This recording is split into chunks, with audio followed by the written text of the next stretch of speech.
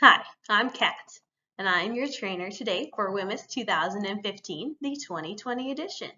Um, please feel free to take a 10-minute break after every review. Up to you what you do here. It's all online. And if you have any questions, my cell phone number is 306-620-9487. Thanks and enjoy. This course is divided into 5 different sections for the training you will receive today. To verify comprehension of the material throughout today's session, you will complete a written test at the end of the class, which you expected to receive a minimum of 80%. At the conclusion of this course, you receive a certificate in generic WHMIS 2015. At the end of this course, you will be able to demonstrate how WHMIS protects work health and safety, describe the roles and responsibilities of workplace parties, identify and interpret information on labels, locate and interpret information on safety data sheets, also known as SDS, and explain the effects of hazardous materials. And here is what we will be covering in section 1. It is important for us to understand that there are chemicals all around us in our everyday use and in our lives, and it is important to know what we are dealing with. This is why we are concerned. There were several major incidents in the world that led to the implementation of WHMIS. The Love Canal incident in Niagara Falls, New York, where a school and a surrounding community was built atop of chemical waste dump. In 1978, enough complaints of cancer, birth defects, and chemical burns were received that the federal government investigated. 400 plus families ended up being relocated, and over 21,000 tons of industrial toxic waste were found to be buried on site. Over the years, industry has introduced the use of new hazardous materials into the workplace to make our jobs easier and the finished products better. Every workplace has hazardous materials ranging from cleaning products to full-scale chemical production. If these hazardous materials are not used, stored, or handled properly, they can cause injury, illness, disease, fire, explosions, or property damage. Before the implementation of WHMIS, companies did not properly protect their workers, and many workers often did not know which hazardous materials were dangerous and how to properly protect themselves. Many needless deaths occurred around the world. In 1988, WHMIS was implemented in response to the Canadian workers' right to know about the safety and health hazards that were associated with the materials or chemicals they used at work. WHMIS is a short form for Workplace Hazardous Materials Information System. It's a comprehensive plan to provide information on the safe use of hazardous materials used in Canadian workplaces. GHS stands for Globally Harmonized System of Classification and Labeling of Chemicals. Used for classifying and labeling hazardous workplace products, it is Canada's national hazard communication standard for content on labels. It has established a globalized standard format for safety data sheets. What is a hazardous material? How is something deemed hazardous? The WHMIS law set out rules to determine if a workplace product is hazardous. The rules are based on properties such as toxicity, flammability, and reactivity. If one or more of the rules applies to a product, it is called a hazardous product. If there are hazardous products in your workplace, you need WHMIS education and training. In February of 2015, the Hazardous Products Act and Regulations replaced the Controlled Products Act and Regulations officially, bringing the GHS to Canada. GHS didn't replace WHMIS, instead it enhanced it. Then on December 1st, 2018, Canada fully implemented all global harmonization system elements that required compliance with WHMIS 2015. The implementation of GHS provided a common set of rules for classifying hazardous products, same form and content for labels, and a standard format for safety data sheets that was adopted around the world. The benefits included a globally standardized approach for hazard classification. Before GHS, a product that would be classified as toxic under WHMIS in Canada might be labeled harmful in Europe or Australia. This same material would be a moderately toxic in China, hazardous in New Zealand, and non-toxic in India. While each country had good intentions, the use of so many different words and hazard levels for the same material is confusing and potentially dangerous for anyone trying to figure out what the hazards are and what precautions are needed. The purpose of aligning with GHS is to correct this inconsistency worldwide by using a common hazard classification system. It is important to understand the basic elements. The biggest advantage of using GHS is that it establishes worldwide consistency, eliminates some of the previous issues in the interpretation of different words and phrases, provides a higher and more consistent level of safety and awareness globally, provides notable benefits in the global economy where products and materials are manufactured and used all over the world. And these are the 4 benefits of aligning WHMIS with GHS. WHMIS is the law in every workplace. WHMIS is a coordinated system of federal, provincial, and territorial laws which apply to every workplace in Canada. The federal laws do 4 main things. Number 1, create WHMIS hazard classes and pictograms. Number 2, describe the rules for classifying products as hazardous products. Number 3, require suppliers to attach labels to chemical products that are hazardous products. Number 4, require suppliers to provide SDSs to customers. Workers' rights are guaranteed by law and therefore are mandatory. For employers, 3 basic rights. With WHMIS 2015, the right to know is an essential part of making the WRS work. Workers have the right to know about workplace hazards, including hazardous products, and how to protect themselves from those hazards. Workers share the responsibility with the employer for maintaining a healthy and safe workplace and have the right to participate in making health and safety decisions in the workplace. Workers also have the ability to raise health and safety concerns with their supervisor, which could potentially lead to the right to refuse work if they believe it is unusually dangerous for themselves or others. This is extremely important for workers to participate at this level. In addition to workers' 3 basic rights, workers have the right of protection from discriminatory action, a workplace free from harassment and violence. The Saskatchewan Employment Act, Part 3, Occupational Health and Safety recognizes that only workers who are adequately informed and empowered can effectively fulfill their responsibilities. To fulfill these obligations, workers must be informed about the hazards at work, trained to recognize those hazards, trained to protect oneself, and informed about one's rights under the law.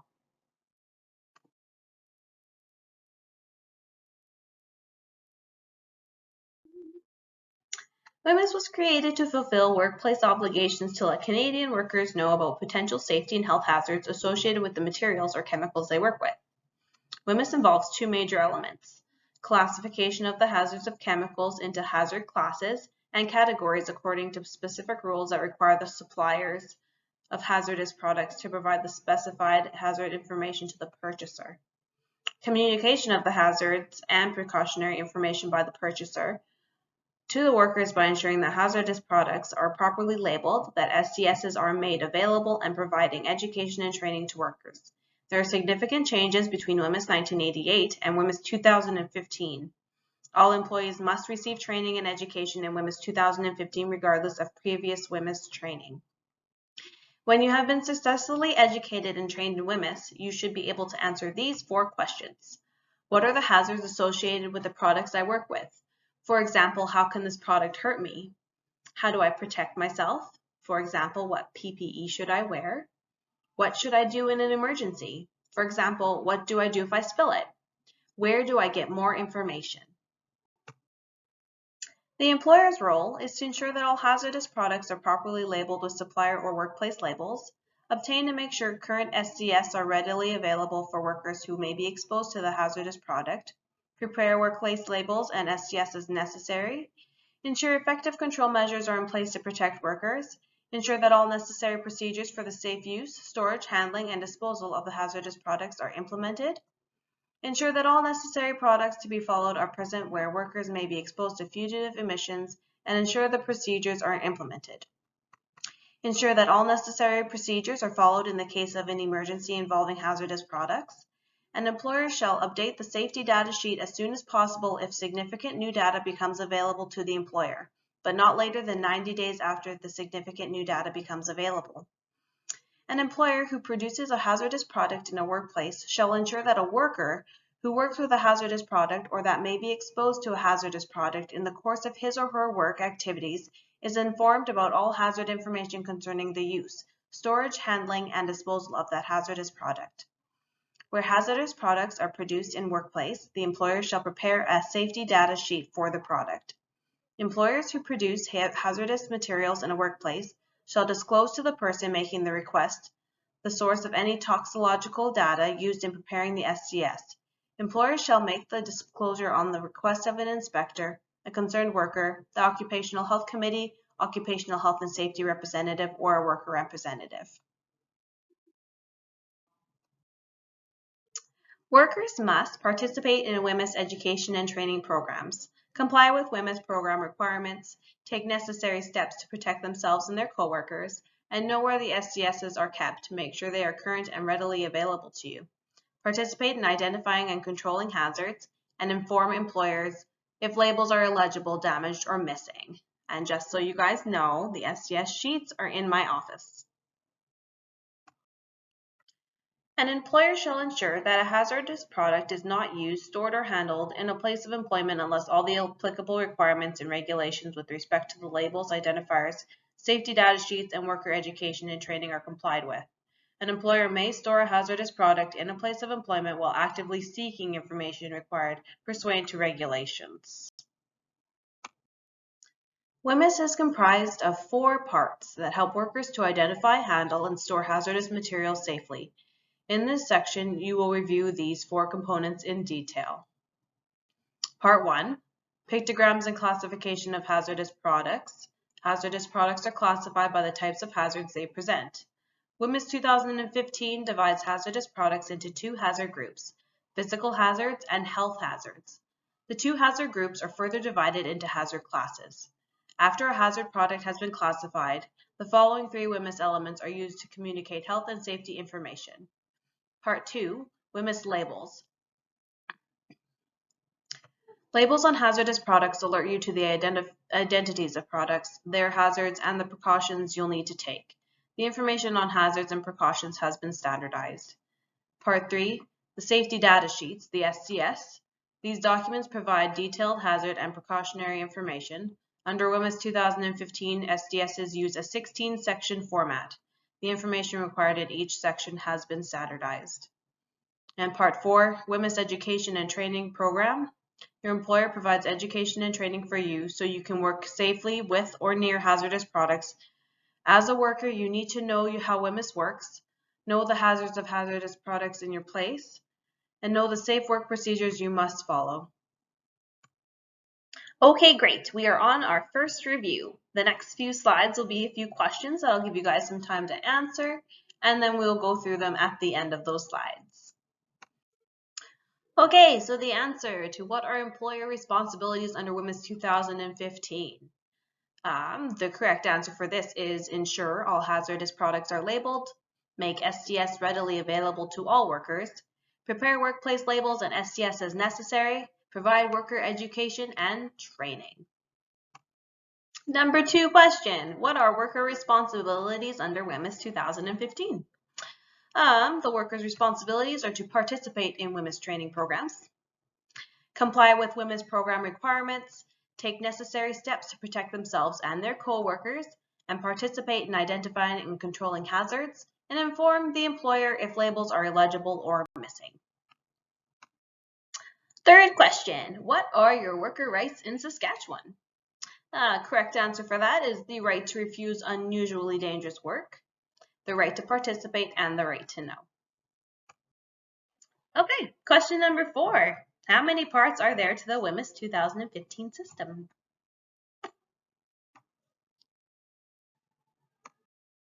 And question 5, what are the supplier's responsibilities under WHMIS 2015? Classify products according to their hazards and WHMIS criteria, provide supplier labels for the product or container in both English and French, and for our friend Gloria, it will be Spanish, and provide current SDS for WHMIS products sold to customers in both English and French and Spanish. Section 2, 4 parts of WHMIS. In this section, we will go through the 4 components of WHMIS in detail. The product classification and hazard identification, supplier and workplace labels, safety data sheets, and worker education. Part 1, product classification and hazard identification. The elements included under product classification and hazard identification include the pictograms, hazard groups, hazard classes, hazard categories, signal words, and hazard statements. Displayed here is a table of the pictograms as shown in your manual, which none of you have, so obviously this is your manual. Pictograms are graphic designs that represent the hazard that a hazardous product may present. They are in the form of a black symbol on a white background with a red frame in the shape of a square set on a point. The only exception is the biohazard infectious materials hazard class, which is set in a round black border. There are 10 hazardous pictograms, and they will be on the supplier labels of the hazardous products you work with. Pictograms are assigned to categories and subcategories of hazard classes and are intended to visually convey physical and/or health hazard warnings about the type of hazard associated with a hazardous product. Where might you see a pictogram? Supplier labels of hazardous products, SGSs, as a symbol of words describing the symbol.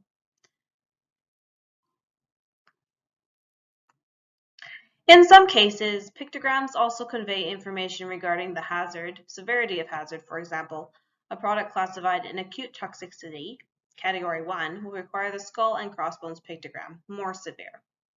While a product classified in acute toxicity, category 4, will require the exclamation mark, less severe pictogram. What does acute toxicity mean?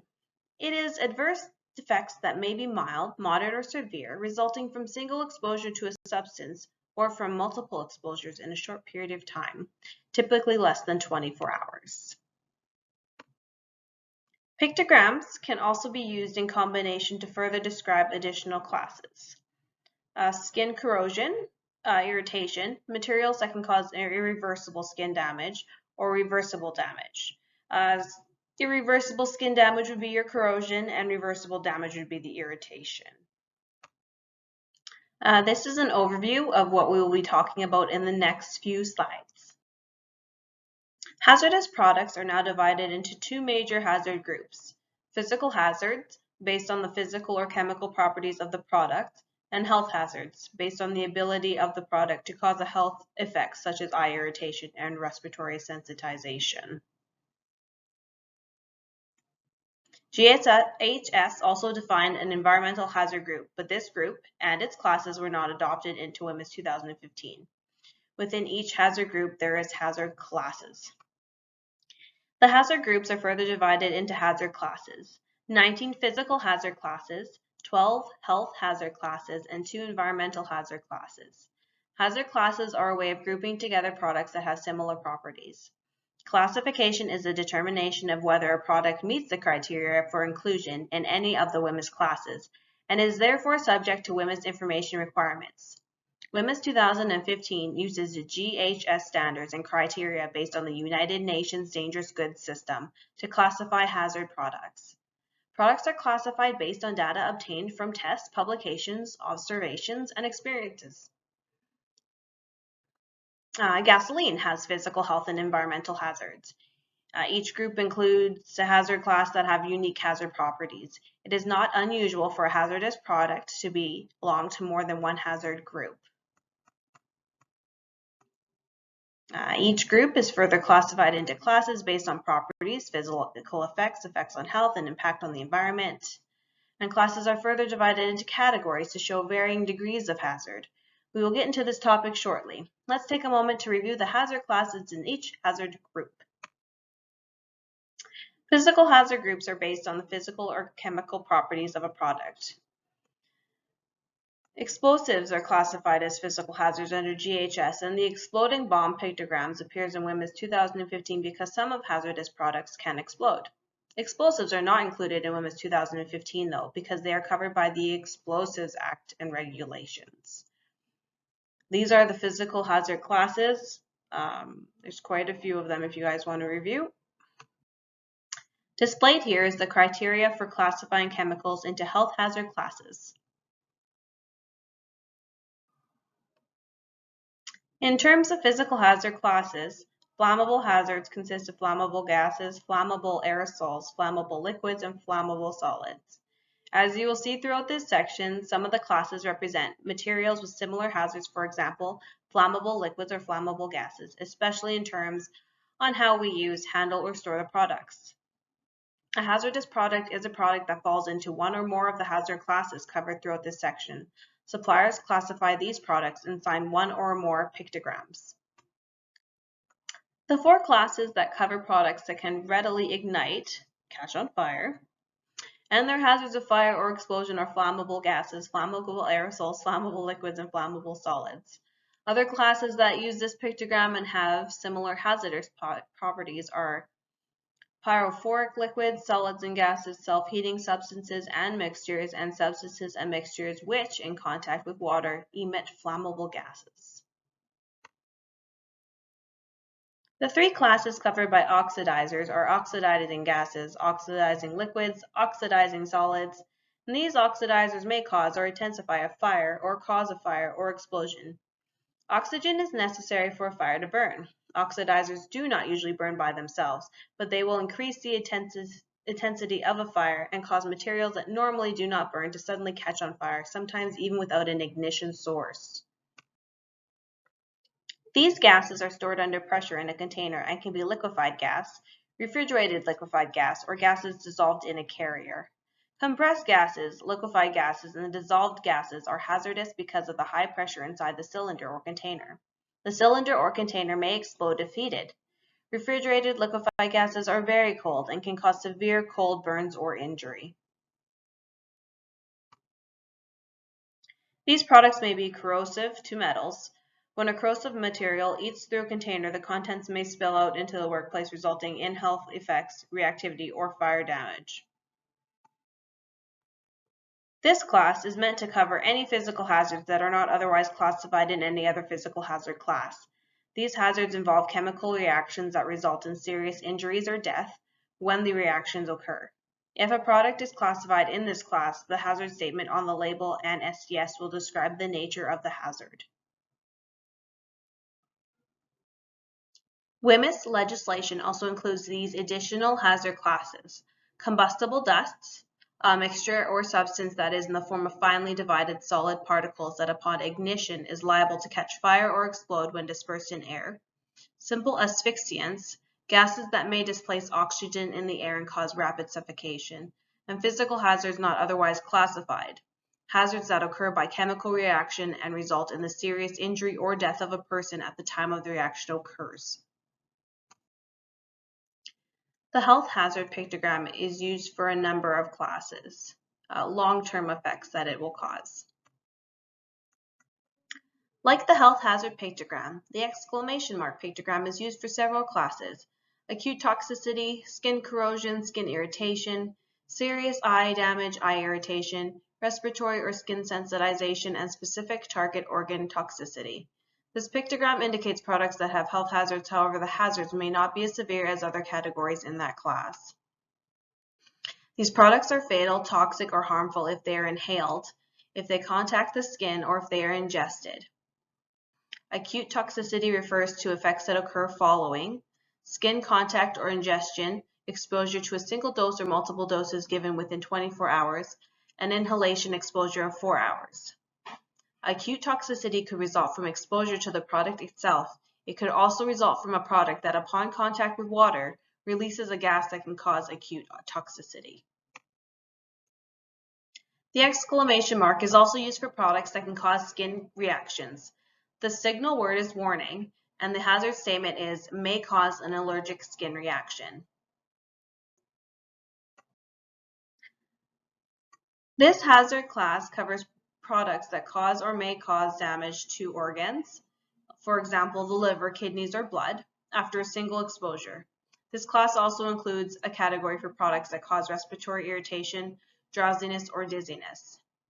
These products are fatal, toxic, or harmful if they are inhaled, if they contact the skin, or if they are ingested.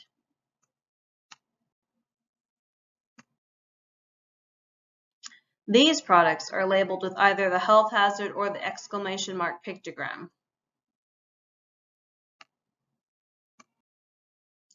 The skin corrosion or serious eye damage would be your irreversible pictogram, and the skin irritation or the eye irritation would be the reversible pictogram.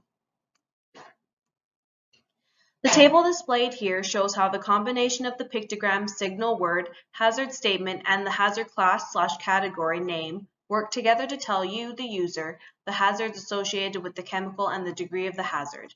Displayed here, serious eye damage, Category 1, uses the higher level warnings than the eye irritation Category 2B. Category 1 displays a corrosion pictogram, danger signal word, and a stronger worded hazard statement, causes serious eye damage. In WHMIS 2015 hazard classification, every hazard class has at least a single category or type. The hazard categories are assigned a number. Categories may also be referred to as types, and types are assigned an alphabetical letter. In a few cases, subcategories are also specified and are identified with a number and a letter. Example 1A. Some hazard classes have only one category. Others may have 2 or 3. There are a few hazard classes with 5 or more categories. The category tells how hazardous the product is. Category 1 is always the greatest level of hazard, meaning that it is the most hazardous within that class. If Category 1 is further divided, Category 1A within the same hazard class is a greater hazard than Category 1B. Category 2 within the same hazard class is more hazardous than Category 3, and so on. There are a few exceptions to this rule. For example, for the gases under pressure hazard class, the hazard categories are compressed gas, liquefied gas, refrigerated liquefied gas, and dissolved gas. These classes relate to the physical state of the gas when packaged and do not describe the degree of hazard.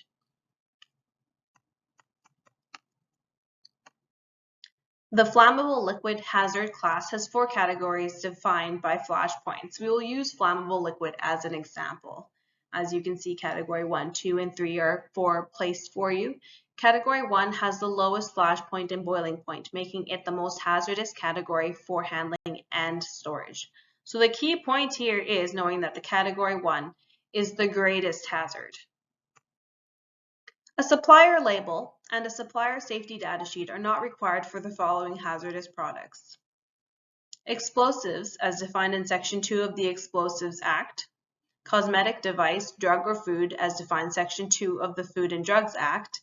Pest control products, as defined in subsection 2(1) of the Pest Control Products Act. And consumer products, as defined in the Canada Consumer Product Safety Act. A nuclear substance, as defined in Section 2 of the Nuclear Safety and Control Act. While these 5 categories are exempt from WHMIS requirements for supplier labels and SCSs, workers must still receive training on safe handling and the hazard of the material. This means even if a product is exempted from WHMIS requirements, once a product enters the job site, employers are required to provide training about the hazards, precautions, and safe practices associated with using the product. This includes consumer products. These regulations do not apply to a hazardous product that is wood, or products made of wood, manufactured articles, being transported or handled pursuant to the Dangerous Goods Transportation Act and the Transportation of Dangerous Goods Act, and tobacco products as defined in the Tobacco Act. Although exempt from within the WHMIS requirements, some of these are covered under alternative or specific legislation. Like, do these products require a WHMIS label or an SCS? Hazardous wastes do not require SCSs and WHMIS labels, but the waste still must be labeled as hazardous waste, and workers need to be educated and trained on their health effects, safe handling procedures including proper use and storage. We mention these exclusions because you probably have some of these products at your workplace. These products use different labels, symbols, or other ways to tell people about their hazardous properties. If any of these categories of products are used in your workplace, your employer is required to give you information on hazards and how to work safely with them. You must be provided this information before you start using these products. Your employer can usually get an SCS from the supplier. For example, a can of spray paint or WD-40 that you can buy anywhere in our store will have a consumer label on the can. Be sure to follow any instructions on the packaging, can, or box. You are not required to have an SCS for these products, but it is a good idea to get the SCS so that you have more information about how to work safely with the product and any health, fire, or reactivity hazards it may have. You can often get an SCS for the product by contacting the manufacturer directly through their website. Some hazardous products do not require pictograms, but the product label and Section 2 hazard identification of the SDS still needs to show the signal word, hazard statement or statements, and other required parts of the label. The following WHMIS 2015 hazard classes and categories do not need pictograms.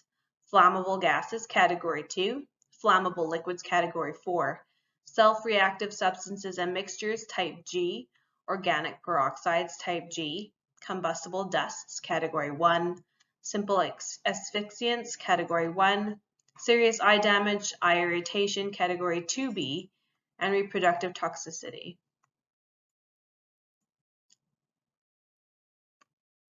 Yay, we've reached our second review.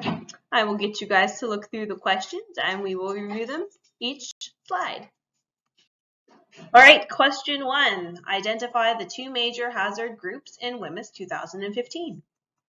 Those two groups are physical hazard and health hazard. Question number 2. What does this WHMIS symbol represent? The answer for this is the biohazardous infectious material.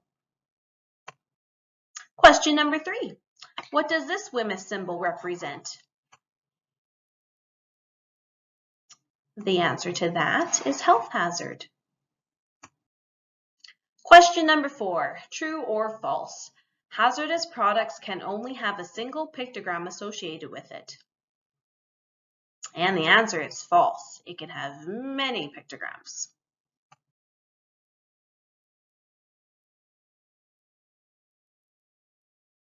Part 2. WHMIS labels. There are two main types of WHMIS labels, supplier labels and workplace labels. These labels involve different levels of information. However, they are both very important WHMIS tools. Labels are a critical component of the hazard communication system as they alert the person handling a product about the major hazards and outline of the basic precautions that should be used. There are different ways to label a hazardous product. In most cases, you will see supplier labels. You may also make workplace labels. Both of these types of labels are touched on in the following slides. Employees must communicate with their employer if they see any hazardous product containers without labels, or if the label isn't clearly readable. Displayed here is a supplier label. Notice the elements we just discussed in the previous section, such as the pictograms, signal words, hazard statements, and precautionary statements, are all grouped together on a supplier label. The supplier label consists of 6 elements: product identifier, pictograms, signal word, hazard statements, and precautionary statements. The supplier label must be placed on hazardous products by the manufacturer or supplier, be available in both English and French. Any hazardous products delivered to a workplace must be labeled with a complete, accurate, and legible supplier label. There is no set format for a supplier label. Labels are often the first indication that you are using something that may potentially be hazardous if not handled properly. To find the label, look for the pictograms, signal word, and hazard statements.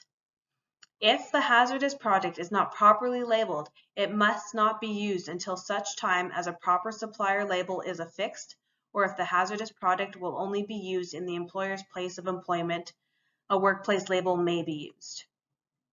A supplier label may be removed from a container that has a capacity of 3 milliliters or less if the label interferes with the normal use of the product.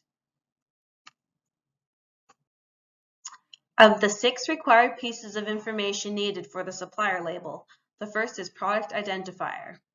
The product name must be exactly as it appears on the container and on the safety data sheet.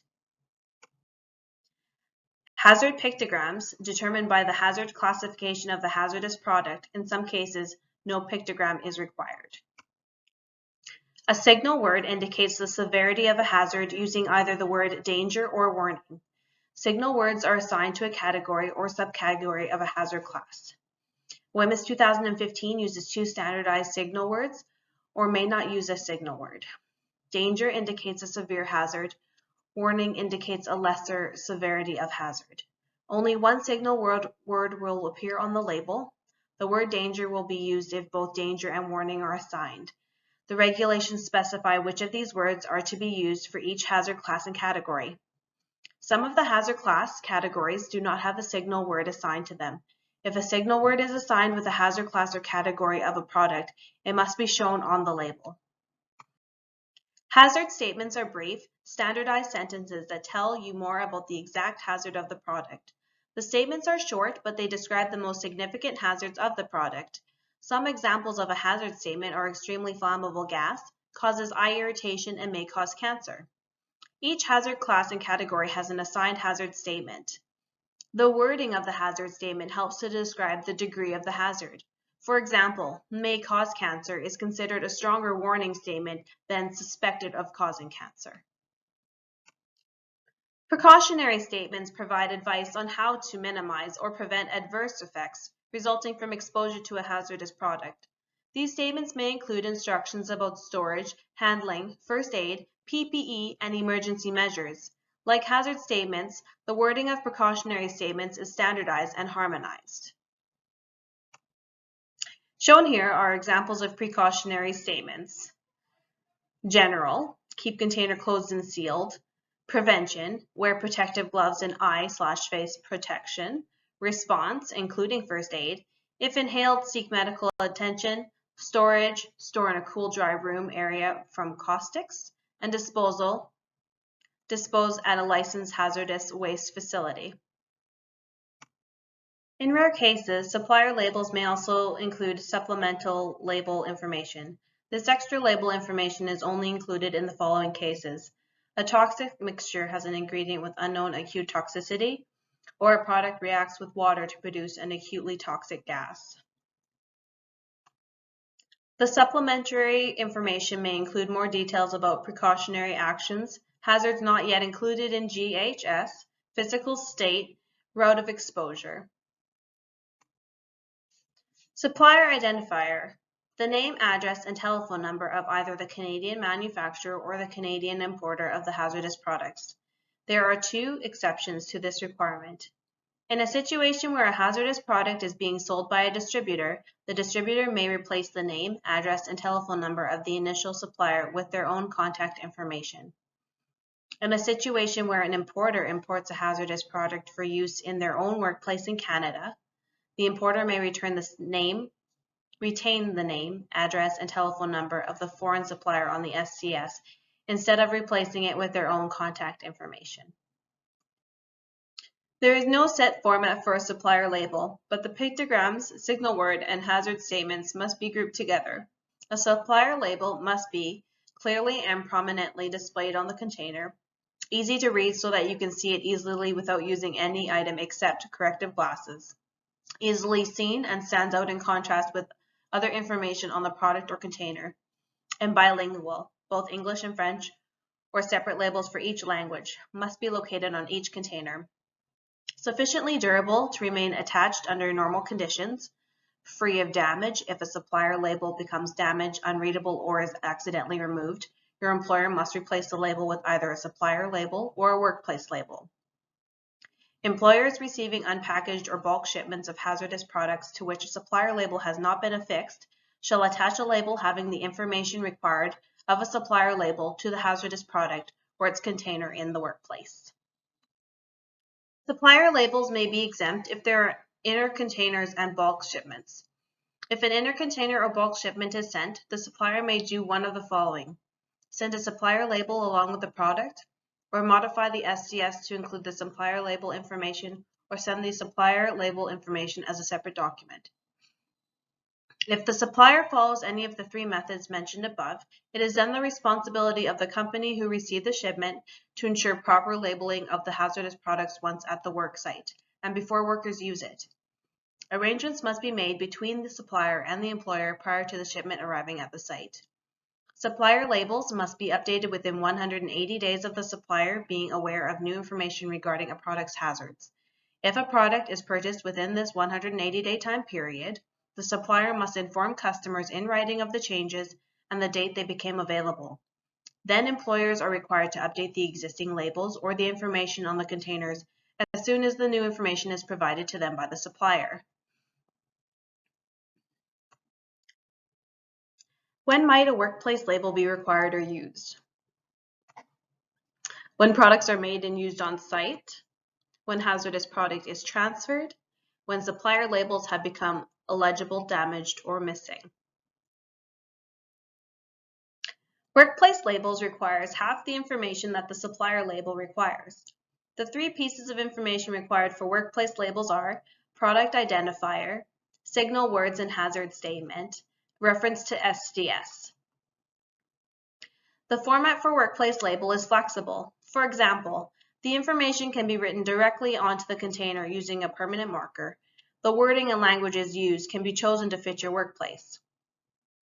When workplace labels are required, they are applied at the workplace to containers of hazardous products that are made and used at the worksite, transferred from the supplier's container to a workplace container, and a supplier container whose supplier labels have become illegible, damaged, or missing. Let's take a closer look at workplace labels and situations where they may be required. From the previous slide, we have our product name, the hazard and safe handling precautions, reference to the SDS, and we're going to assume it's readily available. We're good to go, right? But beware, workplace labels are an aspect of the system that breaks down or has gaps quite often. First, we know that it's very common to dispense from large containers to smaller ones, from smaller ones to even smaller ones. As an example, a sealant arrives on site with the required supplier label and you have the SDS available because this is a product you use often. The sealant's container is a standard 55-gallon drum, and you dispense from that container to smaller 5-gallon pails for spraying by 3 separate crews.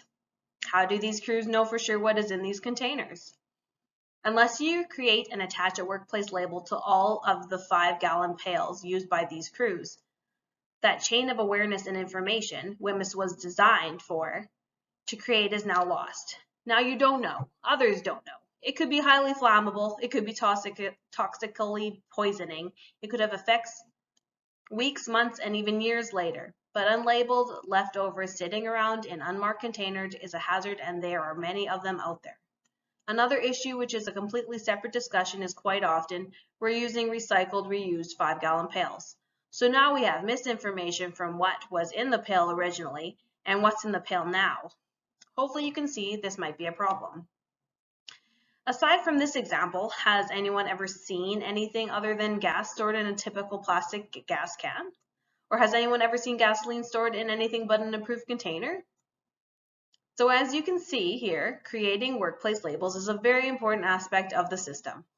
Where gaps exist in this area, it needs some focus from a site perspective. That is a good thing to focus on in inspections, toolbox talks, etc. There are two situations when a workplace label is not necessary, and that is when a hazardous product is. Number one, poured into a container or mixed on site and is going to be used immediately. Or number two, under the control of the person who decanted it. For example, when the person who poured the product into another container will be the only person who will use it, and the product will be used during one shift, a full workplace label may not be required. However, the container must still be identified with the product name. If the product is not used right away, or if more than one person will be in control of the product, a full workplace label is required. In some cases, a WHMIS label can also be a mark, sign, stamp, sticker, seal, ticket, tag, or wrapper. It can be attached, imprinted, stenciled, or embossed on the hazardous product or its container. If these other systems are used in the workplace, your employer must make sure you are trained to identify them. Workplace labels for employer-produced products. If a hazardous product is produced at a place of employment, the employer shall ensure that a workplace label is attached to the hazardous product or its container.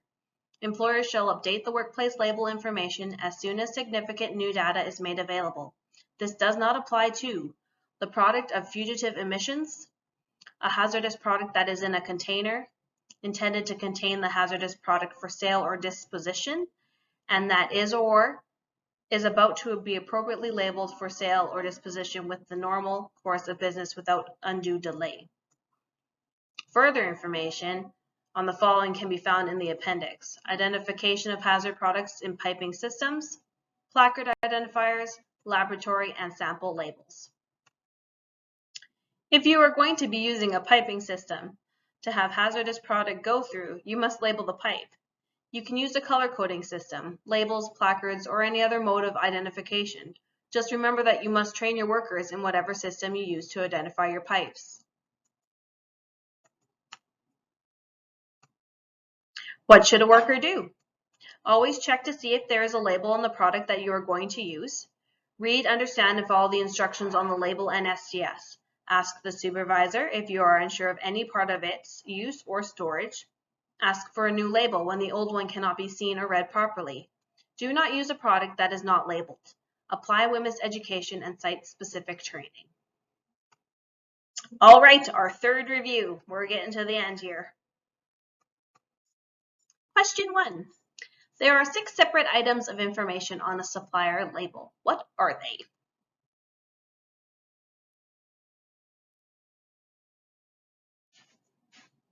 The 6 separate items are product identifier, hazard pictogram, signal word, hazard statements, precautionary statements, and supplier identifier. Question number 2. Workplace labels require 3 pieces of information. They are product identifier, signal word and hazard statement, and reference to safety data sheets. Okay, so this is actually question number 3. Which label must be written in both English and French? And the answer is supplier labels. Question number 4. What are the signal words for GHS labeling? These are 2. The answer is danger and warning. Danger being the severe hazard and warning being the lesser severity. All right, question 5. Workplace labels must be written in both English and French. True or false? Now this is workplace labels. And the answer is false. On a workplace label, you just make it according to your work site. All right, so in front of us, we have a copy of a safety data sheet, an STS. So your activity here is to create a workplace label from this STS. Using the STS provided to you, create a workplace label for gasoline. I'll give you a few minutes to do that, and then we'll go to the next slide. So this is a workplace label. I know that when I did this course, mine did not look like this. It was a little bit more simpler than that. But yes, this is what it should look like for you guys. All right, we're on to part 3, safety data sheets. All right, so part 3, we will cover the STS update requirements, the languages of the STS, the 16 sections of the STS, and the STS location and availability. Safety data sheets provides vital information about the hazardous products. Legislation requires STS for all hazardous products in the workplace, and STS must be readily accessible to all employees required to work with the hazardous products. The 4 main purposes for STS are identification, hazards, prevention, and response. STSs are also very useful as reference information for doing hazard assessments before moving forward. We're going to talk a bit about hazard analysis and what an essential process that can be in preventing illness and injury. STS update requirements must be accurate at the time of sale, must be verified as accurate every 3 years. STS must be updated when information about hazardous products change, and STS must be updated within 90 days of the supplier being aware of new information. Safety data sheets must be made available in both English and French and use a standard 16-section format. All information on the STSs must appear in specific order. Here is a list of the 16 sections of an STS. Some important points to note about the STS. The STS has 16 sections and will typically be anywhere from 2 to 10 pages in length. There is a set format for the STS. The information must always be in the same section, regardless of which supplier created the SDS. SDSs must be readily available to everyone in the workplace. SDSs may be stored in a binder or they may be stored electronically on a computer. I have them in both places. Employers must train employees on how to understand the SDS as well as how, where to access the SDSs at your workplace or site. In Canada, the SDS and label must be updated when significant new data becomes available. A new requirement is that the WHMIS 2015 classification must appear in Section 2 of the SDS, along with the required label elements. Let's take a quick look at the section and type of information that is available on the SDS. Let's spend a little time now walking through sample SDS. These are the required sections for a safety data sheet. Section 1, Identification, Recommended use and restriction on use, supplier contact information, emergency phone numbers. Section 2, Hazard Identification, Classification including hazard class and category, label elements including pictogram, signal word, hazard statement and precautionary statements, and any other hazards which do not result in classification. Section 3, Composition, Information on ingredients. Identifies ingredients, including impurities and stabilizing additives where classified. Concentrations of ingredients of mixtures. Section 4, First aid measures. First aid measures by route of exposure as well as important symptoms and effects. If necessary, an indication for any special treatment and immediate medical attention to be included also. This section describes the safe evacuation and immediate treatment that should be given by untrained responders to an individual who has been exposed to the chemical. This information is to be the same as that information on the label. All employees should know where first aid stations are, how to contact a first aid attendant, and how to use the emergency shower eye wash equipment. Section 5, Firefighting measures. Suitable and unsuitable extinguishing media, specific hazards, special equipment, and precautions for firefighting. Section 6, Accidental release measures. Protective equipment, emergency procedures, environmental precautions, methods and materials for containment and cleanup. This section details the safe procedures to be followed in the event of a leak, spill, or other release of substance, including those listed on the slide. Section 7, Handling and storage. Precautions for safe handling, conditions for storage including any incompatibilities. Instructions on special handling procedures and equipment. Procedures must be the same as label. Section 8, Exposure controls, personal protection, exposure limits, engineering controls, personal protective equipment. The most common exposure limits are called occupational exposure limits. OELs are standard sets for the amount of airborne hazardous product, which can be in your breathing space over an 8-hour day and will not cause you to have health problems. Section 9, Physical and chemical properties.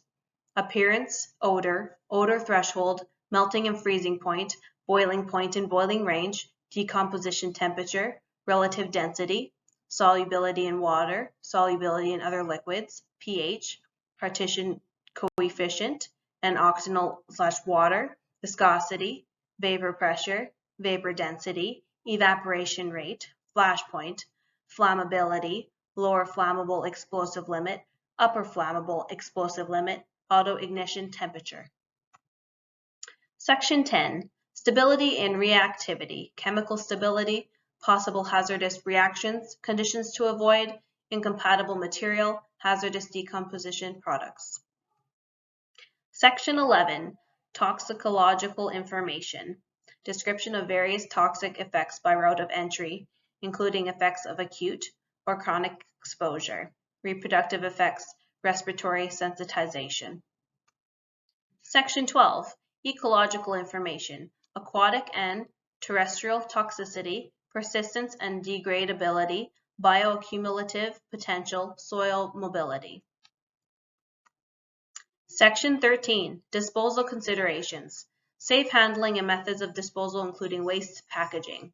Also provides information related to the points on slide as well as waste container design, identifiers on containers that are consistent with WHMIS, preferred or required disposal locations, safe handling procedures, agent to contact regarding disposal requirements. Section 14, Transportation Information, UN number and proper shipping name, hazard classes, packing group. UN is a 4-digit number assigned to a potentially hazard material or class of materials.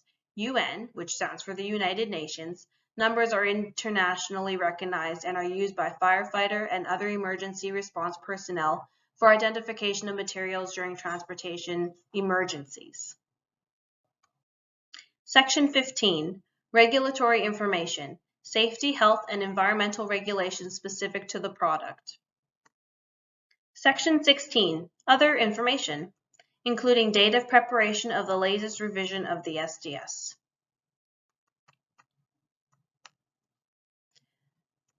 Just another note, sections 12 to 15 require the headings to be present on the SDS, but the supplier has the option to not provide information in these sections.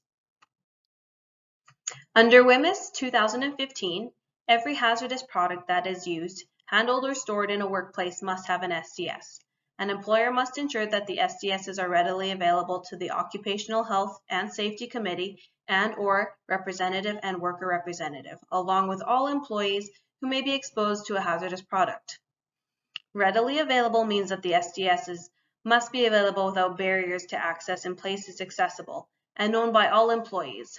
For example, SDSs that are locked up in the supervisor's office when they are gone does not meet the readily available requirement. If a hazardous product that is used in a workplace is 3 years old, the employer shall, if possible, obtain from the supplier an up-to-date supplier safety data sheet with respect to the hazardous product at that time.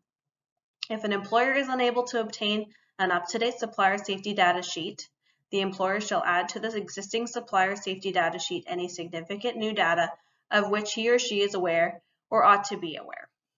And just another reminder that the SDS binder is in my office. The format in which SDSs are available can be either paper or electronic storage. If the employer decides to use electronic storage of SDSs, there are legal requirements that must be fulfilled to ensure that the SDSs are readily available. They must ensure that all reasonable steps are taken to keep the electronic storage device in active working order. A paper copy is provided if requested for any reason. Training on how to access the electronic storage device is provided to workers at the workplace and to members of the safety committee. Access to the electronic storage device should be possible without the use of a login or password. This ensures that visitors or contractors can immediately access an SDS quickly. An adequate backup system is in place in the event of a power outage or computer crash. This is why I went with paper. The SDS provides the user with lots of information. It is not meant to be overwhelming. Remember that the main focus is to help you learn. If you have questions, don't forget to ask your supervisor before handling hazardous products. Like this should be the last review, not sure, but I guess we'll just go through it. You're all going to get the answer to this question. It's super easy. Question 1. Who needs access to SDS in a workplace? That is everybody. Everyone. Emergency personnel, employees, contractors, etc. Question number 2. When must the safety data sheet be updated? When changes are made or when available. Question 3. Identify 5 items that an SDS tells you. 5 out of 16. I'm sure you guys, no problem with that. So the 5 that I've listed on my sheet here are the product identifier, name of the product, firefighting measures, accidental release measures, stability and reactivity, physical and chemical properties. I think a good one to mention is first aid measures. Question number 4. An SDS must be available in both English and French. True or false? That is true. Question number 5. The format that SDSs are made available can be paper or electronically on a computer. True or false? The answer is true, as long as they are readily accessible to everybody. Part 4, Worker Education. Part 4, WHMIS Education and Training Program. The final piece of WHMIS 2015 is Worker Education and Training. Any worker who can be potentially exposed to or encounter a hazardous material must be educated in the safe use, handling, storage, and disposal of the hazardous material. Your employer also needs to use their own knowledge of product hazards and their use in the workplace. This knowledge should consider factors such as work processes, control measures, and work location. Sometimes it's common sense that needs to be applied. For example, the hazards of spray painting with a hazardous product inside a confined space are far different from the hazards of hand brushing the same product outdoors. Based on all of this information, your employer must develop plans to control exposures when required, as well as written safe work procedures that ensure your health and safety. Your employer must also educate you about the hazards and train you in the safe workplace procedures. Employer responsibilities for a WHMIS program: assign responsibility, establish an inventory of hazardous products, meet SDS and label requirements, determine the hazards of hazardous products. Must inform the worker about all hazardous products and the proper use, storage, handling, and disposal of that hazardous product. Develop procedures for the safe use, storage, handling, and disposal of the hazardous products. Establish workplace controls. Develop emergency procedures. Provide worker education and training. Evaluate the WHMIS program. There are two forms of WHMIS worker training. General knowledge training is generic and intended to provide general information on WHMIS principles, hazard classification, labels, safety data sheets, and any other knowledge that is not specific to an individual workplace. It's generally received in a classroom setting or taken online. Site-specific training is training that applies directly to a specific situation met by workers on the job. The purpose is to ensure that the general knowledge training is properly applied to an employee's own workplace, specific job, and/or specific hazardous product. Once trained, a worker should know how to do the following. Always check to see if there is a label on the product before you use it. Read, understand, and follow the instructions on the label and SDS. Follow any education, instructions, and training your employer provides. Ask your supervisor if you are not sure about how to use or store the product. Ask for a new label when you can't see or read the old one properly. Do not use a product that is not labeled, or if the label is unreadable. Ask your supervisor for help. Training can be delivered in many formats, including toolbox meetings, pre-job meetings, or safety meetings. Although it is ultimately the employer's responsibility to provide both forms of education and training, it is the duty of the worker handling the hazardous materials to take employer-provided WHMIS training and be able to know the content that is required to appear on supplier and workplace labels for the hazardous product and the purpose and the significance of the information contained on them. Recognize and understand how to use a safety data sheet for a hazardous product and the purpose and significance of the information contained on the safety data sheet. Know and follow established procedures for use, storage, handling, and disposal of that hazardous product. All necessary procedures to be followed if fugitive emissions are present, where workers may be exposed to those fugitive emissions. Know what to do in the event of an emergency where hazardous products are involved. Recognize pictograms. Know how hazardous materials can enter the body and what effects they have on the body. Once trained, a worker should know how to do the following. Always check to see if there is a label on the product before you use it. Read, understand, and follow the instructions on the label and SDS. Follow any education, instructions, and training your employer provides. Ask your supervisor if you are not sure about how to use or store the product. Ask for a new label when you can't see or read the old one properly. Do not use a product that is not labeled or if the label is unreadable, and ask your supervisor for help. How does one determine what should be included in workplace-specific training? As a starting point, recall the 4 questions that test how well a worker understands the hazards of the products they use.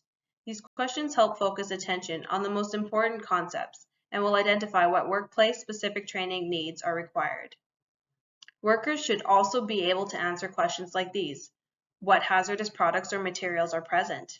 What procedures are in place for the safe use, handling, storage, and disposal? Where and how are they safely stored in the workplace? What levels of exposure to each hazardous product are being experienced? What kinds of safeguards are being used to isolate the materials from the workers and how effective are they? What are the emergency plans for dealing with spills, leaks, releases, fires, and explosions? What PPE is to be used and when? How is PPE properly used and maintained? What are its limitations? Requirements for WHMIS training updates. An employer shall review at least annually or more frequently if required by a change in work conditions or available hazard information, the education and training programs provided to workers on the safe use, storage, handling, and disposal of hazardous products. The review should be in consultation with the Occupational Health Committee or the Occupational Health and Safety representative. If there is no committee or representative, then a representative should be involved. All training programs must be performance-based in order for WHMIS to be effective. Workers must be able to successfully apply their WHMIS knowledge as needed to protect the health and safety of that worker or any other worker. The knowledge of the worker shall be periodically evaluated using written tests, practical demonstrations, or other suitable means, and should be documented to show that it was done. Because WHMIS is a performance-based, the complete course does not have to be renewed on any set time increment. However, it is a requirement of the employer to review, in consultation with the committee, their worker education programs at least once a year. Whenever an employer's WHMIS program changes or is modified either in information presented to workers, new products being brought in, or updates to existing products, the employer must ensure that workers' training is also updated and that existing employees are informed of the change. I'm pretty sure that this is our last review, but I can't make any promises. Question 1. Identify the 4 elements of the WHMIS system. The 4 elements: classification of hazardous products and ID, labels, safety data sheets, and worker education. Question 2. What are the 2 forms of worker education? The first one is general knowledge, and the second one is site-specific. Number 3. What are 3 effective ways site-specific training can be delivered?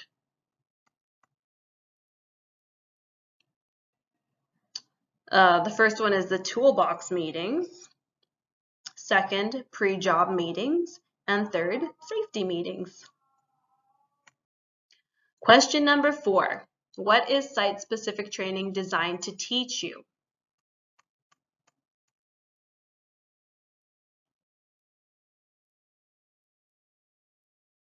The answer to that question is recognize pictograms, know how to use an SDS, how chemicals enter the body, how chemicals affect the body, emergency procedures, and safe work procedures.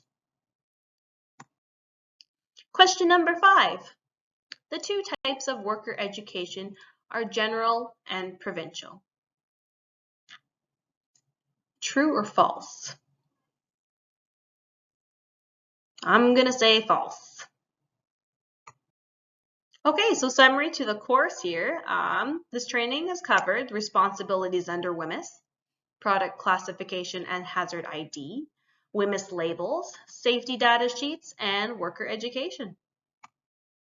All right, so we've come to the end of the course. If you guys do have any questions at all, you can shoot me a text. Cell phone number is 306-620-9487. If you have any questions about the exam, any of the questions that you're about to answer, just, send me a text and I'll respond pretty quick here for you. They tell me I'm supposed to give you 30 minutes to answer 13 questions, but do it in 10.